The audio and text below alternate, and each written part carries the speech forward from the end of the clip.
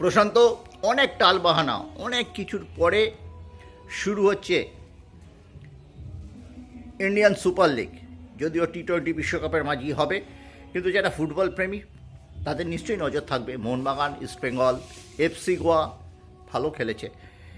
Mumbai city এফসির কেউ উড়িয়ে যাবে না, দেওয়া যাবে না। এবং বেঙ্গালুরু এফসি 14 দলের টুর্নামেন্টই হচ্ছে। মেহামারান মাত্র 2 সপ্তাহের প্র্যাকটিসে নামছে।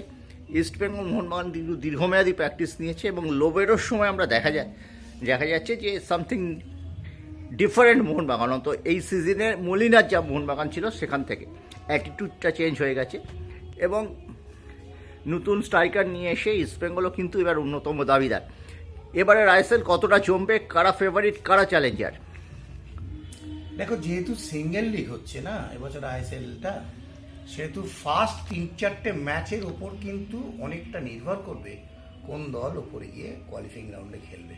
4-5টা ম্যাচ, 14 দলে 5টা ম্যাচ, হ্যাঁ ইয়েস, ফার্স্ট 5 ম্যাচেসের মধ্যে অনেকটা কিন্তু ক্যারি করবে যে কিভাবে তারা দল সাজিয়ে একে অপরের বিরুদ্ধে লড়াই করতে পারবে। মোহনবাগান, ইস্টবেঙ্গল তো সবসময় জেতার জন্য খেলে এবং তাদের স্পেশালি ইস্টবেঙ্গলের জন্য তো খুব ভাইটাল এবছর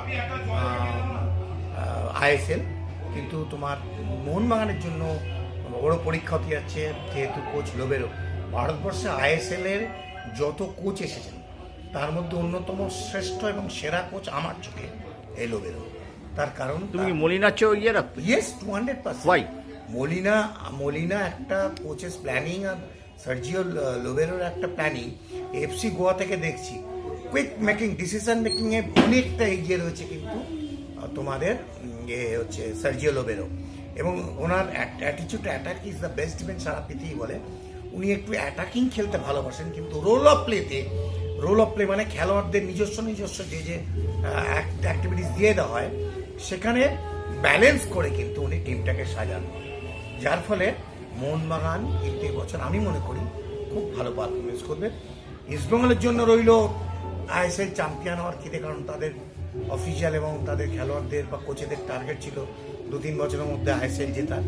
হ্যাঁ, এবারই ডেডলাইন। দেবব্রত সরকার 2 বছর আগে 1 আগস্ট, আমি বলে দিচ্ছি, একদম রেকর্ডিং আছে, বলেছিলেন 2 বছরের মধ্যে হবে। দিনটা ছিল 1 আগস্ট 24। এবার তো এসে যাচ্ছে, এরপরও তো আর আইএসএল হবে না।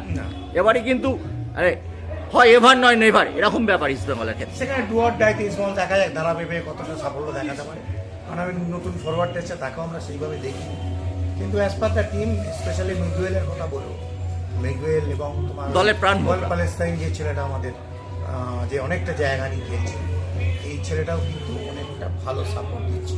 প্রশান্ত, তুমি যখন রশিদের প্যালেস্টাইনের কথা, ছেলেটির কথা বললে, আমি শুধু একটাই কথা বলবো যে ইস্টবেঙ্গলের দুর্ভাগ্য, রশিদ যে সময়টা ইস্টবেঙ্গলকে খুব ভালো সার্ভিস দিতে পারতো শীতকালটা, সেটা চলে যাচ্ছে।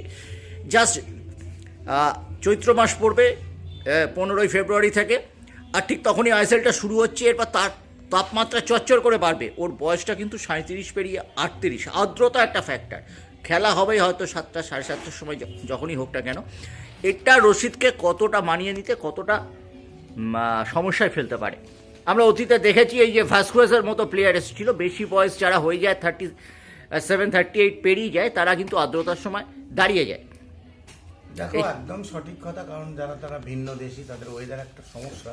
কিন্তু আমার মনে হয় না খুব একটা ফ্যাক্টর করবে, কারণ রশিদও জানে যে তারা অত্যন্ত প্রফেশনাল এবং এই এরিয়াতে হয়তো রশিদের কাছ থেকে যে 90 মিনিটসে হয়তো 100% পাওয়া যাচ্ছিল, সেক্ষেত্রে হয়তো গরমে একটা দৃষ্টান্ত সৃষ্টি করবে এবং সেক্ষেত্রে 80% বা 90% ও দেওয়ার চেষ্টা করবে।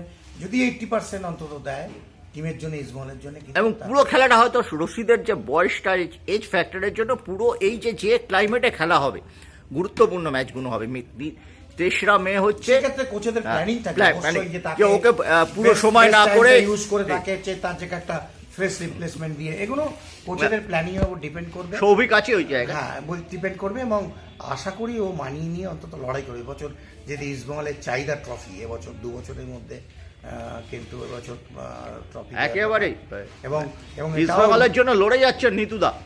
একেবারে ক্লাবের ফুটবল টিমের ওপর থেকে তিনি রাখতে চাইছেন, কিন্তু তিনি যে কথা দিয়েছিলেন সদস্য সমর্থকদের, সেটা ফুটবলারদেরও বোঝা উচিত এই দেবব্রত সরকারের মতো প্রায় 50 বছর হয়েছে, তার মতো একজন কর্মকর্তা যে মুখের কথা, যে কথা দিয়েছিলেন সেই কথা রাখার শেষ সুযোগ এই বছর।